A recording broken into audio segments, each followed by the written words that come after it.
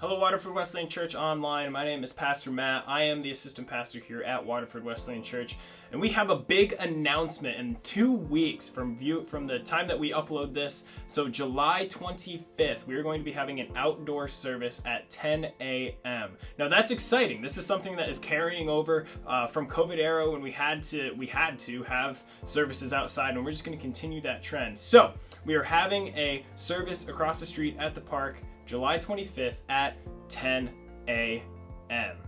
Now, we need your help with some things. If you feel confident in your cooking skills, or maybe you're just confident in bringing some bags of chips or buying some cookies, we need that because after service at 10 a.m., we are going to be having a picnic and luncheon and just a time to hang out at the park. We got kickball, we got games, we got things for kids, and we need food. So, if you would you please email us at waterfordwesleyanchurch@gmail.com if you are interested in bringing any food, if you plan on attending July 25th at 10 a.m. And we also ask that if you are attending, would you please let us know that you're attending? You can do so by going to waterfordwc.com, scrolling down to the picnic button, and just sign up anybody that you know is coming with you. Also, you can text the word picnic to 518-223-8662 to be able to sign up for that picnic. That just helps us know how much food we need to get so that we can better have a great time. So, with all that out of the way, July 25th at 10 a.m., we're going to be having a picnic. Now, here is Pastor Paul. Just about this time of the year, something happens each year. And it's a little bit later this year than normal, but just on last Monday, something happened that I could not wait for. I waited all day to get to 8 o'clock at night to watch something on the television, and that thing was this. It was Game 4 of the Stanley Cup Finals between the Tampa Bay Lightning and the Montreal Canadiens. And the reason I couldn't wait to watch this game is because the Tampa Bay Lightning had won 3 games in a row, and they only have to win 4 to win the Stanley Cup, and there they are, and I'm like, this is the night they're going to win it. So I'm watching the game, and my brother-in-law, who lives in the Tampa area, starts texting me going, hey, do you really think Tampa's going to win? I'm kind of worried. And I said to him, look, man, I am certain, there's no doubt Tampa's going to win, and this will all be over. And his response was, I hope so, with a little like worried face emoji. You know, that was pretty much the way it went. So I'm watching the game and I'm thinking the cup is going to get raised tonight. I can't wait. I really enjoy, for whatever strange reason, watching grown men skate around with a big giant silver cup above their head and kissing it. There's just something about that is like, that is cool. So anyway, I'm watching the game, and as I said before, I communicated with my brother-in-law by way of text, and I told him, no way, this is definitely going to be Tampa's game. And then, lo and behold, Montreal pulls it out and wins the game. And as I'm thinking about, and not just thinking about, as I'm eating my words of how certain I was that the Lightning would win that game, I thought about something, and I thought, I wonder how often do I do that, not just in sports kinds of issues, but in real life. And when I say do that, what I mean is how often do I, and maybe you, determine winners and losers in life. Just decide that person won, that team lost, that person lost. How often do I do that? And I really began to think about it, and I realized that maybe I do it more in my life than I really want to admit. And what I mean is when I say things like this or think things like this, they're never going to get it. She's too far gone. He's hopeless. She's a mess. You see, what that is that's determining winners and losers.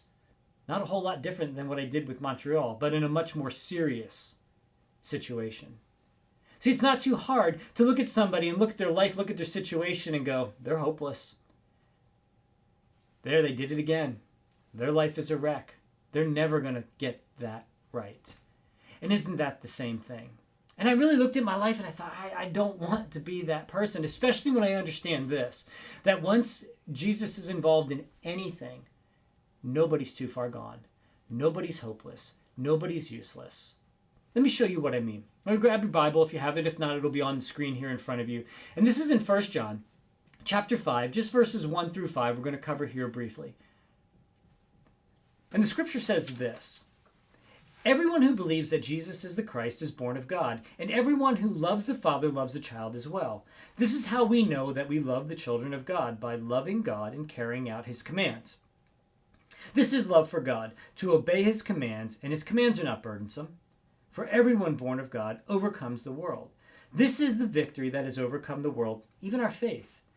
Who is it that overcomes the world? Only he who believes that Jesus is the Son of God. You see, as I read that, I do come to the realization that no matter how I categorize or determine a winner or loser in this life, there is nobody too far gone. There is nobody that can't be reached by the power of Jesus Christ in their lives, no matter what I may think or no matter what you may think. Look again at verse 1. Verse 1 says, everyone who believes that Jesus Christ is born of God, and everyone who loves the Father loves the child as well. So that begs the question that I have to really address. Who's everyone? Everyone who believes. Who has the capacity to believe? Everyone. And so we're back to this whole thing that there is nobody too far gone. But see, where we get in trouble is we get in the way of ourselves. And I'll give you an example of what I mean by that. I've had countless conversations of people who tell me, well, my friend or my brother or my sister or my coworker, they don't want anything to do with Jesus. They don't care about him. They don't care about the Bible. They don't want to hear anything about going to church. And I always respond with this. Don't think their thoughts for them. You have no idea what's going on behind their facade that they may put up. You have no idea what's going on in their life, in their heart, what they may be thinking or feeling. So don't think their thoughts for them. Maybe God is reaching out to them. Maybe God is pulling at their heart. You just don't know that. And maybe they're hiding it just a little bit. And that means nobody's too far from God.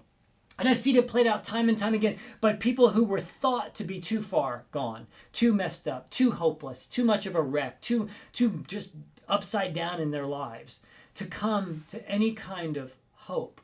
And yet then it happens. And it happens for, well, me. Because I know there's people that have said these things about me that he's a mess, he'll never get it. And yet the power of Christ in my life transforms me. And the truth of the matter is the same thing happens for you. You may be watching today going, hey, that's me. People said I'll never get it. People said my life is a mess. People said I'm hopeless. People said I'm never going to learn. And yet Jesus got a hold of your heart and now you're that new person. You see, that is what God does. And he does it for you. He does it for me. And again, everyone is everyone. You're in everyone, I'm in everyone, and so is your sibling or your mom or your dad or your friend that you may have thought about, well, they're too far gone. And so I want you to note this. John tells us this also in 1 John chapter 4, verse 19. He says this, we love because he first loved us. The he there is God. So we love, not because we're awesome, not because we're good people, not anything like that. We discover what it means to unconditionally love someone because God first loved us. That means he moved first. He's the one that reaches out to you and to me first. So as I put that in perspective, I realize something, that God's the one that's going to be reaching out to your friend or your family member. And just in case that verse isn't strong enough for you, the Apostle Paul tells us in Romans chapter 5, verse 8, that God demonstrates his own love for us in this, that while we were still sinners, Christ died for us. So think about it that way. While we're still messed up, while we're still hopeless, while we're still a wreck, Jesus died for us because his love reaches out to us first. And so as you think about maybe that person in your life that you're going, yeah, they're too far gone, they're too messed up, they're hopeless, etc., etc., etc., you might be right on their own power. They're not the one doing the reaching out. Jesus is. And see, he isn't limited by their capacity. He isn't limited at all. It's his unconditional love constantly reaching out to them. And you don't know what's happening behind the scenes. It can happen for anyone. It can happen for you. It may have happened for you. And it certainly can happen for your friend or your family member that you had that thought about, that, well, they're too far gone. And just in case you think that maybe I'm stretching things here, I want you to take a quick look at a couple people I want to introduce you to. Some of them you may know, some of them you may not know. And these are all people that I have a pretty good suspicion that someone at some point said they're too far gone. This first one here is, well, Alice Cooper. Some of you may know who that is. Some of you are going, I have no idea who that guy is. In the 70s, he was called the shock rocker, and Alice Cooper was raised in a Mormon family. Now, the Mormon belief is a lot different than ours, but one thing that is similar is they're pretty strong about the way you should live your life, and they have very stringent rules about the way you live it. So when Alice Cooper is out there playing venues and playing to stadiums and singing about all kinds of things that would not line up with his Mormon family, I'm sure there are people that said he's too far gone. There's no hope for Alice anymore. He's done. But maybe they were right. Maybe they weren't. Or how about Donna Summers? Through the 70s, through the whole disco era, she was making all kinds of bad decisions. And my guess is her family thought, oh no, Donna's too far gone. Or Brian Welch from the band Korn, addicted to drugs. Life is a mess. And I'm sure there was somebody that went, there's no hope for Brian. But that's not even limited to them. What about Mr. T? What about Gary Busey or C.S. Lewis or the Apostle Paul? My guess is there's somebody at some point, every one of their lives said, there's no hope for them. They're too far gone. And yet each one of those people have come to a saving knowledge of Jesus Christ. Because he's always reaching out. No matter how messed up their life may have looked, he's the one that's always reaching out. And they come to that moment where his love answers their questions. His love fills their heart. His love draws them out, and they take a step of faith. Now that happened with Gary Busey. That happened with Mr. T. That happened with C.S. Lewis. That happened with Donna Summer. That happened with Brian Welch. That happened with Alice Cooper. And that happened maybe with you. And still can happen with those people that maybe you have said, they're too far gone, they're hopeless, they're never gonna get it. You see, nobody's too far from the reach of Jesus Christ. So I want to encourage you today this way, that no matter who it is, as you thought about that picking winners and losers, that person that came to your mind and your heart, the challenge for you today is very simple. Pray for them. We know that God is moving. We know that he is reaching out to them, but it's for you and for me to take that person and not decide whether they're winners or losers, whether to decide they're ever going to get it or not. Your job and my job is this, that pray. Pray that their heart would be open and that they would receive, and that if it's your responsibility, if God moves on your heart to speak into their life, then you would do so. That God would give you eyes to see, ears to hear, but you would be diligent in praying for that person that you maybe have once thought or said they're too far gone, there's no hope for them. Because there's always hope when Jesus is involved.